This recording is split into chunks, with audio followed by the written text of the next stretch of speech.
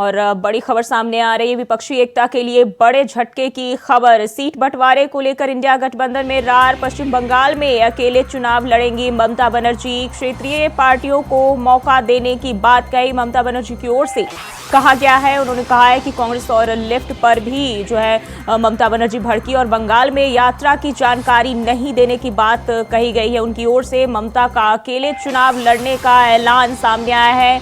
उन्होंने कहा, मेरे सभी प्रस्ताव को ठुकराया गया। बीजेपी से लड़ने के लिए जो करना होगा करेंगे। बंगाल में किसी से भी तालमेल नहीं करेगी टीएमसी। ममता ने कांग्रेस के नेतृत्व पर भी सवाल उठाए। उन्होंने कहा, क्षेत्रीय पार्टियों को मौका देने की बात कही थी, लेकिन कांग्रेस की ओर से मेरे सभी प्रस्ताव को ठुकरा दिया गया है। तो इंडिया गठबंधन के लिए एक बड़ा झटका सामने आ रहा है और सीट बंटवारे को लेकर सहमति ना बन पाने की वजह से एक बार फिर से गठबंधन से ममता बनर्जी किनारा करते हुए दिखाई दे रही है। इंडिया गठबंधन में फिर से रार देखी जा रही है और पश्चिम बंगाल में अकेले चुनाव लड़ेंगी ममता बनर्जी।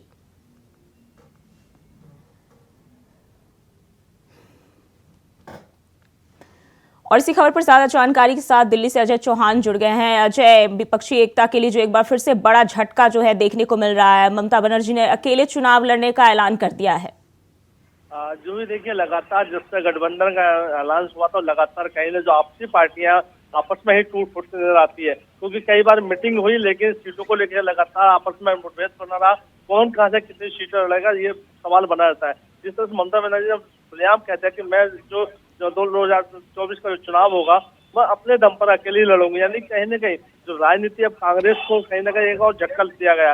कांग्रेस ने भी अभी एक दिन पहले बयान दिया था कि हम जो चुनाव लड़ेंगे हम ममता बनर्जी के दम पर चुनाव नहीं लड़ेंगे। यानी कहीं न कहीं एक तरफ अरविंद केजरीवाल है, एक तरफ अखिलेश कुमार हो गए, नीतीश कुमार हो गए, यानी कि जो गठबंधन था वो बिखरता नजर आ रहा है। और ऐसे में अगर पश्चिम बंगाल की बात करें, टीएमसी की जो मुखिया है ममता बनर्जी से बात करें, अगर वो इस तरह से बयान देती है तो कहीं न कहीं जो गठबंधन बना था बीजेपी के रथ को रोकने के लिए वो 2024 कहीं विफल होता नजर आ रहा है। जी, सीट बंटवारे को लेकर जो है कांग्रेस ने अलग अलग दलों के साथ कई बार बैठकें की है, लेकिन इतनी दफा बैठकें होने के बाद भी जो है ये रार तकरार खत्म होने का नाम नहीं ले रही है। बिल्कुल, जो देखिए जो मामला सीटों का, कांग्रेस चाहते हैं कि हम अपने कैंडिडेट सबसे ज्यादा उतारें, लेकिन जो गठबंधन बना है वो सब कहा कि जहां पर जिसकी ज्यादा भारी वही सबसे जो सीटों पर चुनाव लड़ेगा। तो देखिए कहीं ना भी गठबंधन नहीं बन पा रहा, ना ही गठबंधन हुआ, ना ही सहमति हो पा रही है। चुनाव नजदीक आ चुका है, अभी तक सीटों को लेकर बंटवारा नहीं हो पा रहा है। तो ऐसे में क्या लगता है, जिस तरफ एक तरफ राहुल गांधी न्याय यात्रा निकाल रहे हैं तो दूसरी तरफ गठबंधन टूटता नजर आ रहा है। तो 2024 का कांग्रेस चुनाव लड़ पाएगी अकेले दम पर? अभी देखो, सवाल ये सबसे बड़ा यही बीजेपी को सबसे बड़ा फायदा होता है। बीजेपी भी चाहती है कि इस तरह से गठबंधन टूटेगा तो कुछ फायदा होगा, लेकिन वही है जब ममता बनर्जी इस तरह से बड़े बड़े लीडर बाहर जा रहे हैं तो उधर नीतीश कुमार का भी ऐसे बयान आ रहे हैं। तो देखना ये होगा कि कांग्रेस अब क्या अकेले अपने दम पर चुनाव लड़ेगी या और लोग जो सहयोगी है उनके साथ चुनाव लड़ेगी। अब जी अजय, अगर हम बात करें अधीर रंजन चौधरी की, तो उन्होंने अपने बयान में कहा है कि टीएमसी के दया पर जो है पार्टी कांग्रेस चुनाव नहीं लड़ेगी, हम अकेले ही लड़ेंगे। बिल्कुल, जो देखिए कांग्रेस की बात करें, जिस तरह से बयान आता है कि हम अपने दम पर चुनाव लड़ रहे हैं किसी के, तो ये गठबंधन टूटने की कगार है, क्योंकि नेताओं की जो बयानबाजी होती है वो कहीं ना कहीं एक दूसरे को नुकसानदायक पहुंचाने की बात कही जाती है। जब जब कांग्रेस नेताओं को कोई बयान आता है तो कहीं ना कहीं इनको नुकसान का सामना देखना पड़ता है। वही बयान अधीर रंजन का जो बयान आया वही ममता बनर्जी ने एक्सेप्ट कर दिया, कल बयान दिया और आज उन्होंने खुलेआम कहते हैं कि अब जो चुनाव होगा मैं अपने दम पर लड़ूंगा। यानी अब जो उनके रैलियां लगातार चल रही हैं, लगातार वो रैलियां दौरा कर रही हैं, अपने स्थानीय लोगों को चुनाव मौका देंगी चुनाव लड़ने का। यानी जो भी सीट वहां पर होंगी वो उनके कैंडिडेट होंगे, लेकिन कांग्रेस अब कहाँ होगी ये सबसे बड़ा खबर होता है कि कांग्रेस पश्चिम बंगाल से भी लापता होती नजर आएगी या फिर जैसे यूपी से लापता है। तो देखिए कहीं ना कि आपस में मुठभेड़ है और लगातार ये जो बयानबाजी है यही सबसे बड़ा नुकसानदायक कांग्रेस को ले डूबती है। जी अजय, गठबंधन में जो एक एक करके यूं विकेट गिरता जा रहा है, ये लोकसभा चुनाव के लिए कहीं ना कहीं कांग्रेस के लिए भी एक बड़ा झटका जो है हो सकता है। बिल्कुल, देखिए जिस तरह से 2014 की बात करें या 19 की बात करें, कांग्रेस ने कहा था कि हमने बीजेपी का जो रथ वो रोकना है, सभी जो दल है एक साथ आना होगा, गठबंधन बनाना होगा। लेकिन जब गठबंधन बनता है तो सीटों को लेकर, मुख्यमंत्री प्रधानमंत्री के चेहरे को लेकर के सामने कई सवाल खड़े होते हैं, लेकिन ऐसे में कोई सहमति नहीं बन पाती। अब ऐसे में यह हाल हो गया है कि जो बीजेपी का नारा कि हम भारत को कौन सा मुक्त बनाएंगे, तो अगर इसी तरह से स्थिति रही तो हो सकता है कि अन्य पार्टियां भी, अभी 4-5 पार्टी कांग्रेस का दामन छोड़ चुकी है और छोड़ने की कगार पे है, तो और जो दल बचे हैं उनका क्या होगा? जब वो उनका साथ देंगे तो कांग्रेस तो अब अकेली पड़ती नजर आ रही है इस समय। जी अजय, बहुत बहुत शुक्रिया आपका तमाम जानकारी के लिए। और पंजाब गठबंधन को लेकर सूत्रों से मिली जानकारी, विपक्षी गठबंधन को पंजाब में भी झटके के आसार, अकेले चुनाव लड़ सकती है आम आदमी पार्टी। सीट बंटवारे पर कांग्रेसी रवैये से आम आदमी पार्टी नाराज है, ऐसा सूत्रों के हवाले से बताया जा रहा है। पंजाब की सभी 13 सीटों पर आम आदमी पार्टी चुनाव लड़ेगी। सूत्रों के हवाले से बड़ी खबर सामने आ रही है, विपक्षी गठबंधन को पंजाब में भी झटका मिल सकता है। तो सीट बंटवारे पर कांग्रेस के रवैये से जो है आम आदमी पार्टी जो नाराज है और अकेले चुनाव लड़ सकती है पंजाब में।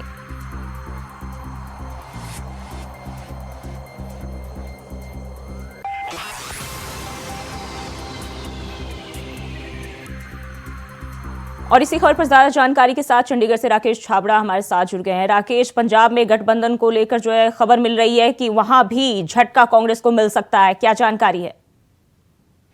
जी बिल्कुल स्वीटी, बात की जाए जैसे कि सूत्रों के हवाले से खबर मिल रही है कि जैसे चंडीगढ़ मेरे इलेक्शन को लेकर आम आदमी पार्टी और कांग्रेस का गठबंधन नजर आ रहा था, तो उसको देखते हुए भी पंजाब की जो इलेक्शन है, लोकसभा इलेक्शन है, उसको देखते हुए ये तस्वीर बिल्कुल उल्टा नजर आ रही है। तो आपको बता दें कि आज जो संजीव पाठक है और उसके बाद अरविंद केजरीवाल और भगवंत मान की मीटिंग हुई थी दिल्ली में, तो उसमें जो है अरविंद केजरीवाल की तरफ से जो सुप्रीमो है उनकी तरफ से हरी झंडी दे दी गई है। तो कहीं ना कहीं देखा जाए तो आम आदमी की पार्टी की जो सरकार है वो 13 की 13 सीटों पर लड़ने की बात कर रही है। और आपको बता तो ये अकेले चुनाव लड़ सकती है और आम आदमी पार्टी पंजाब में, तो विपक्षी गठबंधन के लिए एक बड़ा झटका जो है हो सकता है। और पंजाब में भी कांग्रेस को झटके के आसार फिलहाल दिखाई दे रहे हैं और बताया जा रहा है कि पंजाब में आम आदमी पार्टी अकेले चुनाव लड़ेगी। सीट बंटवारे पर जो है पिछले कई दफा बंटवारे को लेकर जो है बैठक हुई है, बावजूद इसके अभी तक किसी भी तरह का समन्वय इंडिया गठबंधन में नहीं हो पाया और कांग्रेस जो है सीट बंटवारे को लेकर अड़ी हुई है, तो वहीं सभी दल जो है इसको लेकर लड़े हुए हैं। जी राकेश, दोबारा से जोड़ने की कोशिश करेंगे। जी ओके राकेश, आवाज आ रही है? जी जी बिल्कुल बिल्कुल बिल्कुल, बोलिए जी। जी अकेले चुनाव लड़ने का जो है लड़ने की बात कर रही है आम आदमी पार्टी। जी जी बिल्कुल, बात की जाए जैसे कि आपको बता दें पिछले दिनों जो चंडीगढ़ के मेरे इलेक्शंस को लेकर जो बात हो रही थी उसको लेकर घमासान चल रहा था कि क्योंकि गठबंधन चुनाव में देखा जा रहा था जैसे कि कांग्रेस और आम आदमी पार्टी की जो मेयरशिप की चुनाव थे उसमें गठबंधन दिखाई दे रहा था। लेकिन अगर बात करें पंजाब की, तो पंजाब में जो इलेक्शन की लोकसभा की चुनाव की बात करें तो उसमें जो तस्वीरें बिल्कुल उल्ट नजर आ रही है। तो आपको बता दें कि इसमें आज दिल्ली में मीटिंग हुई थी, अरविंद सुप्रीमो केजरीवाल है उनके साथ मीटिंग हुई, भगवंत मान थे और जी पाठक थे, इन तीनों की मीटिंग हुई थी। तो उसको लेकर जो है अरविंद केजरीवाल की तरफ से हरी झंडी दे दी गई है। और आपको बता दें कि जो भगवंत मान है उन्होंने भी 13 की 13 सीटों के ऊपर पहले से ही वो अनाउंस करते आ रहे हैं। तो दूसरी तरफ अगर बात करें कांग्रेस की, तो कांग्रेस भी इन 13 की 13 सीटों पर अकेले लड़ने की बात करती आ रही है।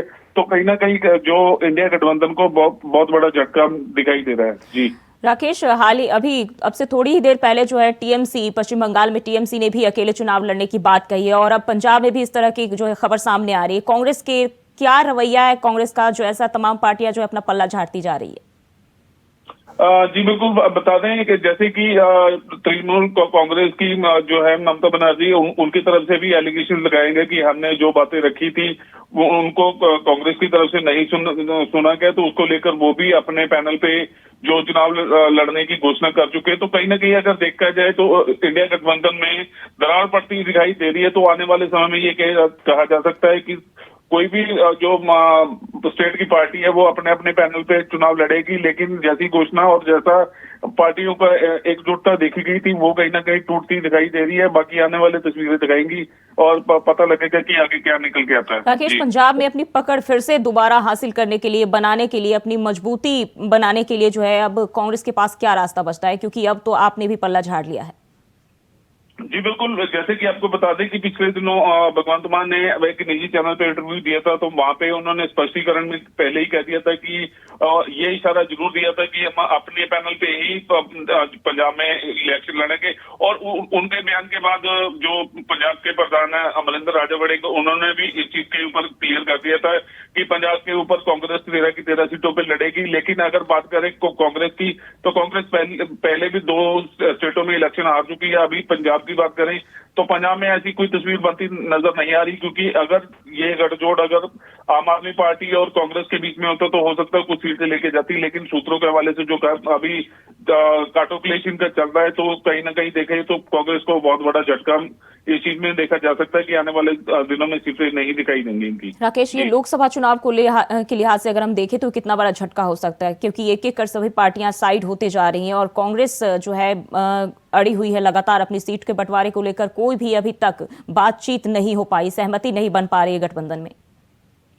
जी बिल्कुल बात करें, जैसे कि नवजोत सिंह सिद्धू अपनी अलग अलग रैलियां कर रहे हैं, आज भी अगर बात करें तो करतारपुर साहिब में रैली कर रहे हैं, पार्टी विरोधी काम कर रहे हैं। और कल भी राजा वड़िंग का बयान आया था कि जो पार्टी के अगेंस्ट काम करेगा हम उसको बाहर निकाल देंगे। तो ये एक काटो क्लेश है। और दूसरा, गठबंधन टूटना ये सबसे बड़ा कारण रहा है। और 2022 में भी जैसे कि इलेक्शन हुए थे तो तब भी इनको हार का सामना देखना पड़ा था। अभी आने वाले जो इलेक्शन है इसमें पता चलेगा कि ये सरकार अपनी कांग्रेस बना पाएगी या नहीं बना पाएगी, कितनी सीटें जीतेगी, ये तो अभी आने वाली तस्वीरें बताएंगी। पर जो सूत्रों के हवाले से नजर आ रही है कि कांग्रेस आती दिखाई देगी पंजाब में। जी राकेश, बहुत बहुत शुक्रिया आपका तमाम जानकारी के लिए। और वही राम मंदिर प्राण प्रतिष्ठा के बाद जहां रामलला के दर्शन करने के लिए श्रद्धालुओं का हुजूम अयोध्या की तरफ कूच कर रहा है, ऐसे में उत्तर प्रदेश की सरकार श्रद्धालुओं को सकुशल रामलला के दर्शन कराने और फिर वापस घर तक छोड़ने के लिए राम रथ चला रही है। राम रथ को लेकर इंडिया वॉइस ने परिवहन मंत्री दयाशंकर सिंह से खास बातचीत की। क्या कुछ कहा, चलिए आपको सुनाते हैं। हमारे साथ हैं उत्तर प्रदेश के परिवहन मंत्री दयाशंकर सिंह जी, इनसे हम बातचीत करते हैं। मंत्री जी, जनरथ से राम रथ की ओर परिवहन विभाग चल पड़ा है, क्या तैयारियां हैं अयोध्या को लेकर? देखिए, अयोध्या हम सब के लिए स्वाभिमान का प्रतीक है। 500 वर्षों से जिसके लिए संघर्ष चल रहा था वो उन संघर्षों का परिणाम है। आज पूरे देश और दुनिया से लोग अयोध्या में दर्शन के लिए आ रहे हैं। हम लोगों की कोशिश है कि अयोध्या जो भी आए उसको हम लोग उसको व्यवस्थित ढंग से वहाँ तक पहुँचाएं, फिर उनको गंतव्य स्थान तक वापस भी करें। इसलिए परिवहन विभाग पूरा प्रयास कर रहा है। अयोध्या के अंदर भी सिटी इलेक्ट्रिक बसें हम लोग 225 बसें चला रहे हैं और हर जनपद से जो लोग वहाँ सही ढंग से सही समय पर पहुँचे, इसके लिए भी परिवहन विभाग ने अपनी व्यवस्था कर रखी है। और सभी बसों में रामधुन भी बजाया जा रहा है। आस्था स्पेशल ट्रेनें आ रही हैं, आने वाली हैं 24 तारीख से। उसको भी हम लोग जो है वहाँ पर एक ट्रेन में कम से कम 1500 से 2000 लोग आ रहे हैं। उनको गंतव्य स्थान तक जहाँ पर उनका निवास है वहाँ तक छोड़ना, फिर वापस ट्रेन तक ले आना, दर्शन कराना, ये सब हम सब की जिम्मेदारी है। इसके लिए परिवहन विभाग पूरा मुस्तैदी के साथ काम कर रहा है। और अयोध्या के निकट जो 5 स्टेशन हैं वहाँ पर हर जगह परिवहन विभाग की बसें लगाई जा रही हैं कि जहाँ से उनको ले आ करके उनको दर्शन कराएंगे और फिर उनको वापस करेंगे। अयोध्या से काशी का, अयोध्या से प्रयाग का, चित्रकूट का, गोरखपुर और लखनऊ का विशेष इंतजाम हम लोगों ने किया। 22 तारीख को राम उत्सव शुरू हुआ, 23 तारीख को कर्पूरी ठाकुर जी को भारत रत्न का पुरस्कार दिया गया। ये लगता नहीं है कि मंडल और कमंडल दोनों को भाजपा एक फ्रेम में फिट करने की कोशिश कर रही है? देखिए, कर्पूरी ठाकुर जी का समाज के दलितों वंचितों के लिए उनका पूरा जीवन समर्पित रहा है और एक सामान्य परिवार में पैदा होकर के उन्होंने अपने संघर्ष के बल पर बिहार जैसे राज्य के मुख्यमंत्री बने और जो उनके सपने थे उनको सपने को साकार करने का काम आज नरेंद्र मोदी जी कर रहे हैं। और उन्होंने भारत रत्न दे करके कर्पूरी ठाकुर जी को ही नहीं, एक पूरे उस समाज को जिसके लिए उन्होंने जीवन भर संघर्ष करते रहे, उनको सम्मान देने का काम किया। उत्तर प्रदेश के परिवहन मंत्री दयाशंकर सिंह का साफ कहना है कि परिवहन विभाग किसी भी स्तर पर अपनी कोई कमी नहीं छोड़ेगा। राम उत्सव में आने वाले हर तीर्थ यात्रियों को अयोध्या पहुंचाने और फिर अयोध्या से उनके घर वापस करने की पूरी व्यवस्था की जा चुकी है। कैमरा पर्सन रमा फंकर के साथ मैं अनिल पाठक, इंडिया वॉइस। और अयोध्या में प्राण प्रतिष्ठा के बाद बड़ी संख्या में राम भक्त रामलला के दर्शन के लिए पहुंच रहे हैं, जिस वजह से गर्भगृह में प्रमुख सचिव संजय प्रसाद और स्पेशल डीजी प्रशांत कुमार भी मौजूद हैं। बता दें कि यूपी के 2 बड़े अफसर व्यवस्थाओं का जायजा ले रहे हैं, साथ ही रामलला के दर्शन को लेकर सुरक्षा व्यवस्था कड़ी कर दी गई है। बताया जा रहा है कि भक्तों को असुविधा न हो, इसके इंतजाम भी किए जा रहे हैं।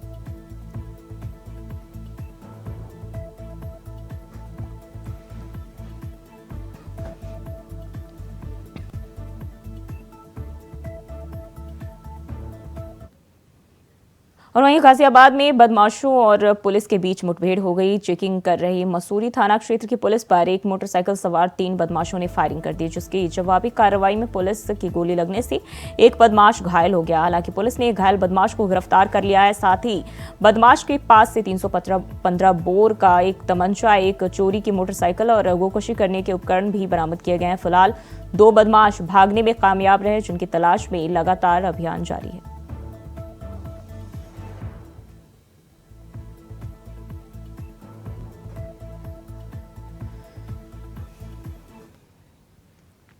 रुक करते अगली खबर की ओर। लखनऊ में 75वें गणतंत्र दिवस की तैयारी तेज हो गई है, जहां परेड का अभ्यास किया जा रहा है। बता दें कि सेना का शौर्य स्कूल के बच्चों संग परेड निकाली गई, तो वहीं इस 26 जनवरी 2024 को देश अपना 75वां गणतंत्र दिवस मनाने जा रहा है, जिसके लिए बुधवार को निकलने वाली परेड का पूर्वाभ्यास भी किया गया।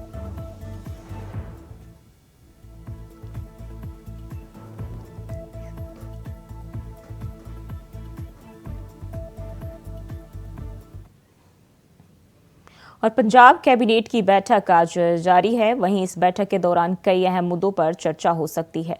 बता दें कि मुख्यमंत्री की अगुवाई में बैठक जारी है और अहम फैसलों पर मुहर लगने की संभावना है। एंजल योजना को मंजूरी मिल सकती है। साथ ही शिक्षकों की तबादला नीति को लेकर भी इस दौरान फैसला आ सकता है।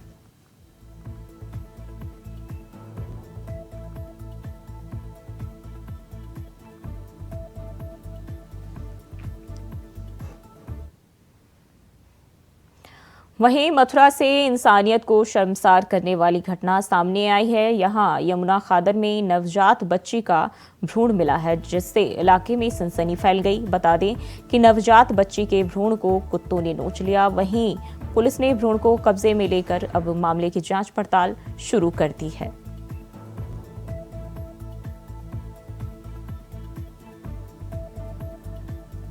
तो भ्रूण मिला है नवजात बच्ची का, जिससे आसपास के इलाके में जो है सनसनी फैल गई है। मथुरा से ये खबर सामने आ रही है, जहां कुत्तों ने नवजात बच्ची के शव को अपना शिकार बनाया और इसके चलते पूरे इलाके में सनसनी फैल गई है।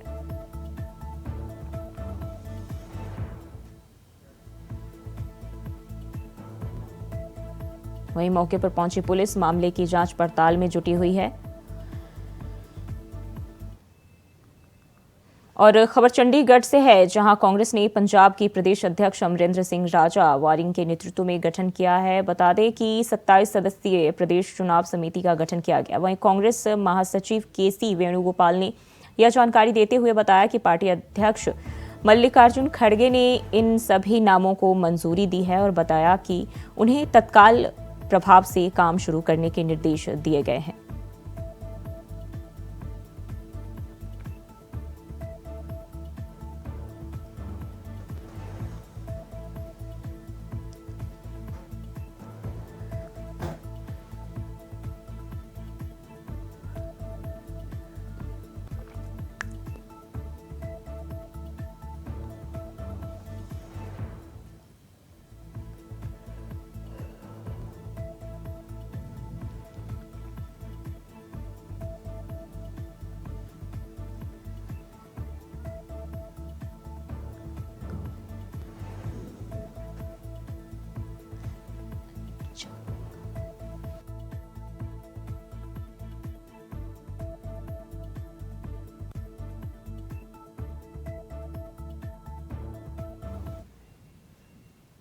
और पंजाब के मुख्यमंत्री सीएम भगवंत मान लाइव आ रहे, क्या कुछ कह रहे हैं, चलिए आपको सुनाते हैं।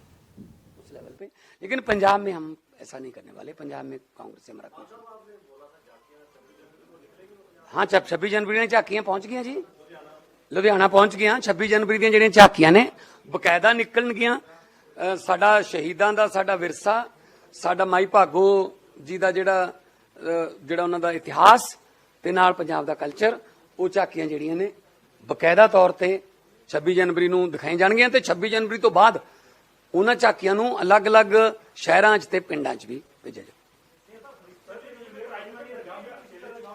ਉਹ ਕਰ ਲਾਂਗੇ। ਉਹ ਤਾਂ ਅਸੀਂ ਫਿਲਹਾਲ ਸਕੀਮ ਲਾਗੂ ਕਰ ਰਹੇ ਹਾਂ ਤੇ ਉਹ ਪ੍ਰਾਈਜ਼ ਮਨੀ ਵੀ ਉਹਦੇ ਵਿੱਚ ਡਿਕਲੇਅਰ ਕਰਾਂਗੇ ਸਾਰੇ।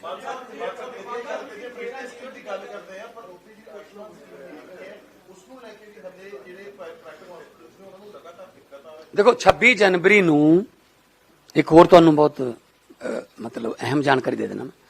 26 ਜਨਵਰੀ ਤੋਂ ਬਾਅਦ ਜਾਨੀ ਕਿ ਪਰਸੋਂ ਤੋਂ ਬਾਅਦ ਪੰਜਾਬ ਦੇ ਸਾਰੇ ਸਬ ਡਿਵੀਜ਼ਨਲ ਤੇ ਡਿਸਟ੍ਰਿਕਟ ਹਸਪੀਟਲ ਜਿੰਨੇ ਵੀ ਉਹਨਾਂ ਦੇ ਵਿੱਚ ਦਵਾਈਆਂ ਜਿਹੜੀਆਂ ਨੇ, ਕੋਈ ਵੀ ਦਵਾਈ ਹੋਵੇ, ਸਾਰੀਆਂ ਦਵਾਈਆਂ ਹਸਪਤਾਲਾਂ ਦੇ ਅੰਦਰੋਂ ਹੀ ਮਿਲਣਗੀਆਂ। ਕੋਈ ਵੀ ਡਾਕਟਰ ਬਾਹਰਲੀ ਦਵਾਈ ਨਹੀਂ ਲਿਖ ਸਕੂਗਾ। ਜੇ ਲਿਖ ਸਕਦਾ ਕਿ ਉਹਦੇ ਕੋਲ ਹੈ ਨਹੀਂ, ਬਾਹਰੋਂ ਦਵਾਈ ਮੰਗਵਾਉਣੀ ਪੈ ਰਹੀ ਹੈ, ਡਾਕਟਰ ਆਪ ਬਾਹਰੋਂ ਲੈ ਕੇ ਆਵੇ, ਮਰੀਜ਼ ਬਾਹਰ ਨਹੀਂ ਜਾਊਗਾ ਹਸਪਤਾਲ ਦੇ। ਕਿਉਂਕਿ ਲੁੱਟ ਉਦੋਂ ਹੀ ਸ਼ੁਰੂ ਹੁੰਦੀ ਹੈ ਜਦੋਂ ਮਰੀਜ਼ ਬਾਹਰ ਨਿਕਲ ਜਾਂਦਾ ਹਸਪਤਾਲ ਚੋਂ। ਤੇ ਸਾਰੇ ਹਸਪਤਾਲਾਂ 'ਚ ਐਕਸ-ਰੇ ਤੇ ਅਲਟਰਾਸਾਊਂਡ, ਇਹ ਜਿਹੜੀਆਂ ਫੈਸਿਲਿਟੀਆਂ ਨੇ ਉਹ ਹਸਪਤਾਲਾਂ ਦੇ ਅੰਦਰ ਮਿਲਣਗੀਆਂ। ਕਈ ਜਗ੍ਹਾ ਤੇ ਜੇ ਨਹੀਂ ਮਸ਼ੀਨ ਹੈਗੀ, ਅਸੀਂ ਬਾਹਰੋਂ ਪ੍ਰਾਈਵੇਟ ਚੋਂ ਐਕਸ-ਰੇ ਕਰਵਾ ਕੇ ਅਸੀਂ ਪੇ ਕਰਾਂਗੇ, ਗਵਰਨਮੈਂਟ ਪੇ ਕਰੂਗੀ, ਤਾਂ ਕਿ ਇਸ ਕਰਕੇ ਨਾ ਕੋਈ ਇਲਾਜ ਰੁਕਿਆ ਰਹੇ ਕਿ ਐਕਸ-ਰੇ ਨਹੀਂ ਹੋਇਆ ਟਾਈਮ ਤੇ ਜਾਂ ਅਲਟਰਾਸਾਊਂਡ ਨਹੀਂ ਹੋਇਆ ਟਾਈਮ ਤੇ। ਸੋ ਇਹ ਸਾਰਾ ਸਰਕਾਰ ਨੇ ਹੈਲਥ ਦੇ ਆਪਣੇ ਪ੍ਰੋਗਰਾਮ ਦੇ ਵਿੱਚ ਪਾਉਣ ਤੋਂ 26 ਜਨਵਰੀ ਨੂੰ ਦੀ ਰਸਮੀ ਤੌਰ ਤੇ ਹੋ ਜੂਗੀ। ਅੱਜ ਮੈਂ ਤੁਹਾਨੂੰ ਗੈਰ ਰਸਮੀ ਤੌਰ ਤੇ ਦੱਸਦਾ।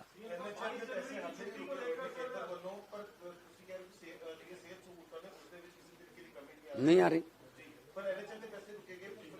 ਉਹ ਤਾਂ ਫਿਰ ਆਰਡੀਐਫ ਦੇ ਵੀ ਰੁਕੇ ਪਏ ਨੇ ਜੀ। ਉਹ ਤਾਂ ਜੀਐਸਟੀ ਦੇ ਵੀ ਰੋਕ ਲੈਂਦੇ ਨੇ ਜੀ। ਉਹ ਤਾਂ ਮਤਲਬ ਕਦੇ ਕਹਿੰਦੇ ਨੇ ਇਹਦੇ ਚੋਂ ਤੁਹਾਨੂੰ 200 ਕਰੋੜ ਘੱਟ ਦੇਵਾਂਗੇ। ਉਹ ਤਾਂ ਇਸੇ ਕੰਮ ਤੇ ਲੱਗੇ ਹੋਏ ਨੇ। ਪੰਜਾਬ ਨੂੰ ਅਸੀਂ ਆਪਦੇ ਪੈਰਾਂ ਸਿਰ ਕਰਨਾ ਹੈ। ਅਸੀਂ ਉਧਰ ਥੋੜੀ ਦੇਖੀ ਜਾਣਾ ਕੱਲਾ ਦਿੱਲੀ ਵਾਲੀ ਕਿ ਲਿਆਓ ਜੀ। ਸੋ ਪੰਜਾਬ ਇੰਨਾ ਹੈਗਾ ਕਾਬਲ ਕਿ ਪੈਰਾਂ ਸਿਰ ਖੜਾ ਹੋ ਕੇ, ਕਿਉਂਕਿ ਪੰਜਾਬ ਤਾਂ ਫੂਟਬਾਲ ਹੈ ਦੇਸ਼ ਦੀ। 182 ਲੱਖ ਮੀਟ੍ਰਿਕ ਟਨ ਅਸੀਂ ਝੋਨਾ ਜਿਹੜਾ ਚਾਵਲ ਪੈਦਾ ਕਰਕੇ ਦਿੰਦੇ ਹਾਂ ਉਹਨਾਂ ਨੂੰ, ਦਾਲਾਂ ਅਸੀਂ ਪੈਦਾ ਕਰਕੇ ਦਿੰਦੇ ਹਾਂ, ਮੱਕੀ ਅਸੀਂ ਪੈਦਾ ਕਰਕੇ ਦਿੰਦੇ ਹਾਂ, ਗੰਨਾ ਅਸੀਂ ਪੈਦਾ ਕਰਕੇ ਦਿੰਦੇ ਹਾਂ।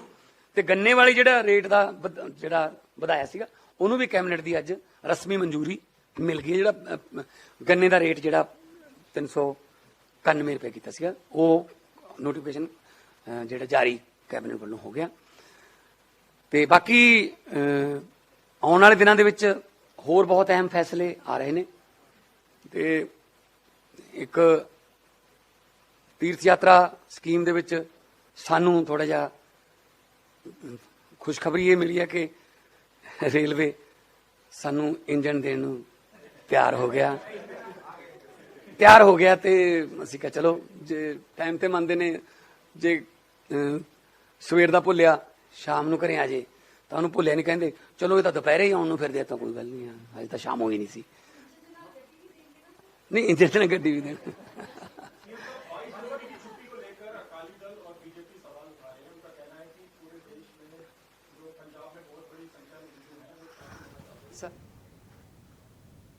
चंडीगढ़ से अभी आप मुख्यमंत्री भगवंत मान को सुन रहे थे और फिलहाल के लिए बुलेटिन में बस इतना ही। खबरों के लिए बने रहिए इंडिया वॉइस के साथ।